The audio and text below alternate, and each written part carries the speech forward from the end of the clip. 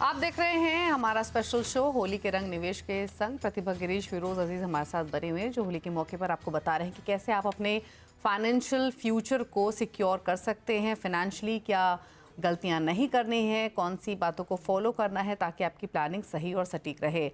अच्छा प्रतिभा जी, अगर हम पोर्टफोलियो क्रिएशन की बात करें तो सबसे पहला एक कॉमन क्वेश्चन जो आजकल हमें इन्वेस्टर्स पूछते हैं वो ये कि क्या एसआईपी रोक दें, मार्केट गिर रहा है, नई शुरुआत कर लें, लमसम पैसा डालें या एसआईपी के थ्रू ही कंटिन्यू करें। तो दो तीन बहुत ही कॉमन क्वेश्चन और एक एप्रीहेंशन ज़रूर है इन्वेस्टर्स के मन में कि क्या अभी रुके और उसके बाद शुरुआत करें। तो बताइए, क्या ये मौका, होली का मौका, भरपूर चांस दे रहा है इन्वेस्टर्स को एक पोर्टफोलियो क्रिएट करने के लिए, लॉन्ग टर्म इन्वेस्टमेंट के लिए? और अगर हाँ, तो किस तरीके का पोर्टफोलियो क्रिएट करें at this point of time, अगर हम परसेंटेज एलोकेशन की बात करें?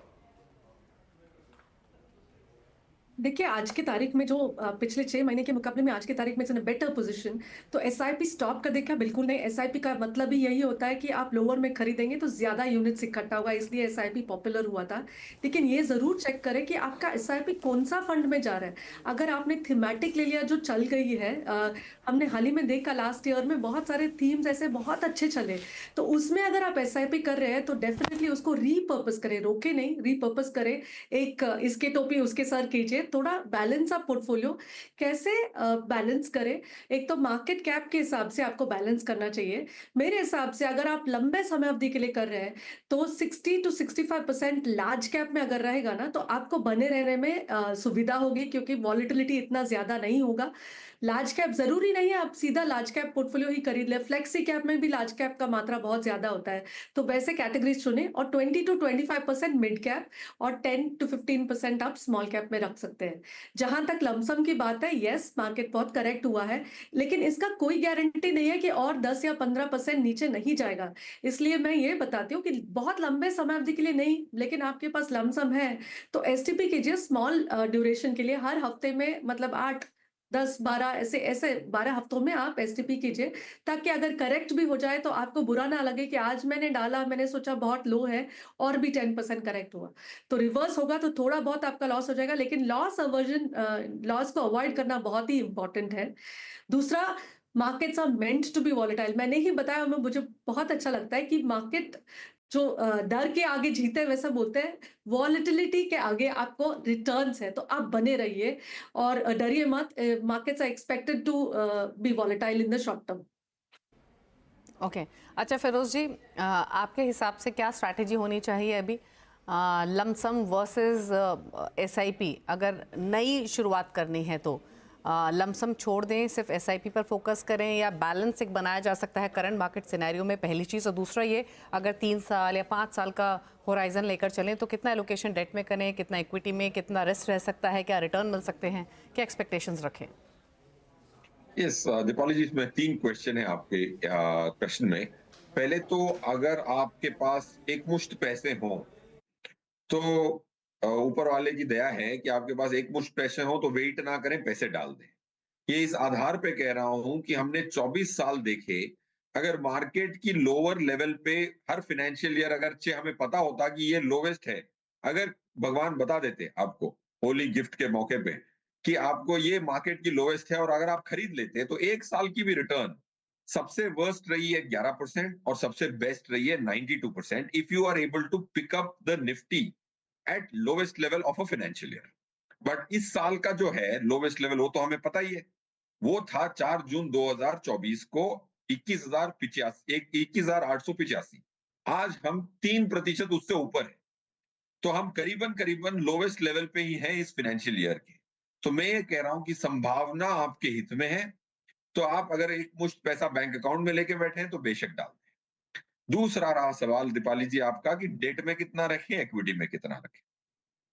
डेट में इंडियंस का इतना पैसा है, बेशुमार पैसा है। अगर आप अपनी पीपीएफ, ईपीएफ, एफडी, आरडी सब जोड़ते हैं ना, तो फिर पता लगता है कि लोगों के फाइनेंशियल एसेट्स में 80% तो डेट है। अगर आपका 50% इक्विटी नहीं है तो पहले वो 50 पे ले आएं, इमीडिएटली ले आएं। तीसरा, एसआईपी को रोके ना, अगर एसआईपी चल रही है तो चलने दें। और मैं अगर आपको आंकड़े बताऊं, एक बहुत बेहतरीन टेबल मेरे सामने है। 1 साल में नेगेटिव रिटर्न आने की संभावना 24% है और 10 साल में 20 साल में नेगेटिव रिटर्न आने की संभावना 0 है। अगर आप लॉन्ग टर्म इन्वेस्टर हैं तो। अगर 12% की संभावना 85% है, अगर आप 20 साल की इन्वेस्टमेंट कर रहे हैं तो 12% से ज्यादा मिलने की संभावना 85% में, वो भी निफ्टी में। अब इतने बेहतरीन फंड मैनेजर जो करोड़ों कमाते हैं, वो इतनी तो वैल्यू ऐड कर देंगे कि निफ्टी से बेहतर कर देंगे। करा भी है 25 सालों से। सो अगर आपके पास 10-15 साल की अवधि हो, उसी के लिए एसआईपी इंसान करता है, तो उसको रोक के छेड़खानी ना करें अपने निवेशकों निवेश से। और जैसे मैडम ने कहा कि वॉलेटिलिटी के आगे ही रिटर्न है। हम्म। ओके, तो वॉल्टिलिटी तो रहेगी, उसके लिए तैयार रहिए। बट मेरे हिसाब से, और जैसे फिरोज जी ने भी कहा, प्रतिभा ने भी कहा, कि बेहतर मौका है नई एसआईपी शुरू करने का जब मार्केट्स नीचे आ चुके हैं। हर महीने पैसे लगाइए ताकि अच्छा रिटर्न आपको लॉन्ग टर्म में मिल सके। शॉर्ट टर्म में देखेंगे तो डेफिनेटली आपको लाल रंग दिखाई देगा या फिर थोड़ा सा तकलीफ आपको होगी, बट शॉर्ट टर्म नहीं, लॉन्ग टर्म के विजन के साथ आगे बढ़ें। चलिए, अगर आगे बढ़ते भी हैं तो किन फंड्स के साथ बढ़ें, ये अब पूछ लेते हैं। तो प्रतिभा जी बताइए, अगर आपके हिसाब से पोर्टफोलियो क्रिएट करना हो, किन किन फंड्स को रखें फिलहाल पोर्टफोलियो में, कितना एलोकेशन, परसेंटेज एलोकेशन किस फंड में करें, बताएं। जो फंड्स हम सिलेक्ट किए हैं तो वो सिर्फ पॉइंट टू पॉइंट रिटर्न देख के नहीं सिलेक्ट करना चाहिए। रोलिंग रिटर्न, कंसिस्टेंसी, कितना ड्रॉडाउन होता है, इस हिसाब से Parag Parikh flexi cap fund is an all time favourite flexi cap fund, उसमें इन्वेस्ट कर सकते हैं। Canara Robeco blue chip fund large cap category में है, उसका अगर आप चेक करेंगे कि हाल ही का रिटर्न शायद ही कुछ स्पेक्टाकुलर नहीं रहेगा, लेकिन उसका कंसिस्टेंसी बहुत अच्छा है और उनके स्टाइल ऑफ इन्वेस्टिंग शायद अभी काम आएगा। Invesco Contra fund has done extremely well, Invesco Contra में भी इन्वेस्ट करें। और जहां तक आपको लगता है कि मुझे इतना वॉलेटिलिटी नहीं चाहिए, थोड़ा बहुत मतलब बैलेंस ऑफ पोर्टफोलियो चाहिए, तो ICICI prudential balance advantage fund is an all season balance advantage fund, उसमें भी इन्वेस्ट कर सकते हैं। और अगर इस पोर्टफोलियो को क्रिएट करें तो एटलीस्ट कितने ईयर्स का होराइजन लेकर चलें, और अगर किसी के पास 10,000 हो मान के चलें, तो क्या इवनली डिस्ट्रीब्यूट करना है इन चारों फंड्स में? उनके रिस्क प्रोफाइल पे डिपेंडेंट है। अगर फर्स्ट टाइम इन्वेस्टर है तो ज्यादा मतलब 50% मात्रा आप बैलेंस एडवांटेज फंड में दे दीजिए, क्योंकि उसमें वॉलेटिलिटी कम होगा। और बाकी 50% को आप इक्विटी फंड्स, जो बाकी तीनों फंड्स में आप कर सकते हैं। लेकिन आप सीजनड इन्वेस्टर है तो बैलेंस एडवांटेज को छोड़ ही दीजिए, बाकी तीनों फंड्स में आप कर सकते हैं। जैसे मैंने बताया, कॉन्ट्रा और ब्लू चिप जो है flexi cap, everything will have large cap का परसेंटेज, तो आपका पोर्टफोलियो अपने आप बैलेंस हो जाएगा। ओके, चलिए, तो ये रहे फंड्स प्रतिभा जी की चॉइस के हिसाब से। Invesco contra, Canara Robeco blue chip, Parag Parikh flexi cap, ICICI balanced advantage. लेकिन आपके रिस्क टेकिंग कैपेसिटी के हिसाब से, आपके होराइजन के हिसाब से आपको अपना जो एलोकेटेड अमाउंट है उसको उस तरीके से डिवाइड करना है जैसे प्रतिभा जी ने समझाया। अब चलते हैं फिरोज जी के पास। फिरोज जी, आप बताइए, आपके हिसाब से अगर पोर्टफोलियो क्रिएट करना हो, किन फंड्स के साथ करें, कितना एलोकेशन करें हर फंड में, समझाएं।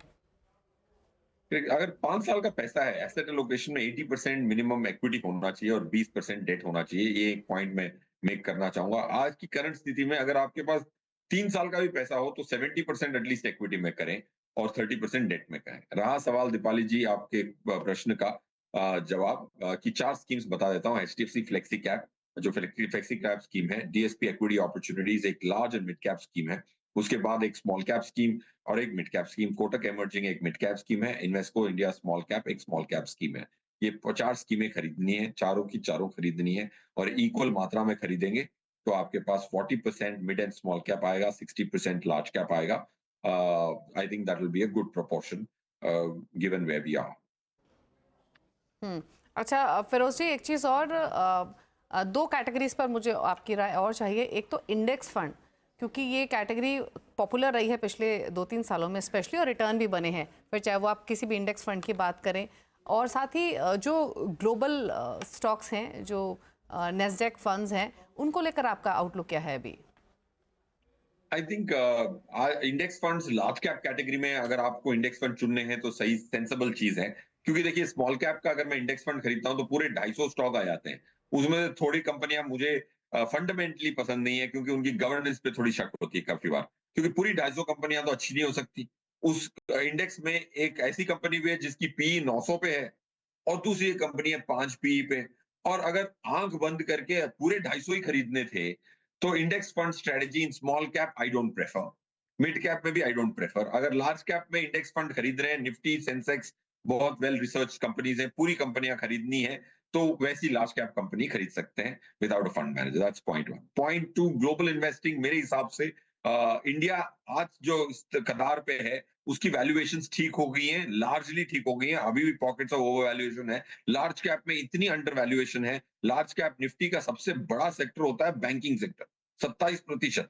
वो 4 साल के सबसे कम पीई पे है, उससे भी 1 सिग्मा कम पीई पे है। तो आई थिंक वैल्यूएशंस इंडिया में बेहतर हैं, तो ग्लोबल इन्वेस्टिंग का समय चला गया है। आई थिंक अगले 3-4 साल India will out perform the globe. Okay, चलिए तो क्विकली लेकर आते हैं आपके सामने हमारे दोनों ही एक्सपर्ट्स के फंड चॉइसेस। फिरोज जी के फंड्स आपकी स्क्रीन पर हैं ही। HDFC flexi cap, Kotak emerging equity, Invesco small cap, DSP equity opportunities. Pratibha ने जो फंड्स सजेस्ट किए गए हैं वो भी उम्मीद करते हैं कि आपने नोट कर लिए होंगे। अपनी रिस्ट्रिक्ट कैपेसिटी के हिसाब से आप इन्वेस्ट कर सकते हैं। Invesco contra, Canara book blue chip, Parag Parikh flexi cap और आईसीआईसी प्रू बैलेंस एडवांटेज। अब तक निवेश नहीं किया है तो आज से अभी से शुरुआत कीजिए। ऑलरेडी इन्वेस्टेड हैं तो आप अपने पोर्टफोलियो में किन बातों को फॉलो करना है, क्या मिस्टेक्स नहीं करनी है, वो तमाम बातें हमारे दोनों एक्सपर्ट्स ने बताई। शुक्रिया फिरोज जी और प्रतिभा आप दोनों का ही आने के लिए शो में, और एक बार फिर से थैंक यू सो मच हमारे व्यूअर्स की हेल्प करने के लिए, और हैप्पी होली। इसी के साथ स्पेशल शो में तो इतना ही। ब्रेक के उस पार भी खबरें जारी हैं CNBC आवाज़ पर, लेकिन हमारे सभी व्यूअर्स को एक बार फिर से हैप्पी होली।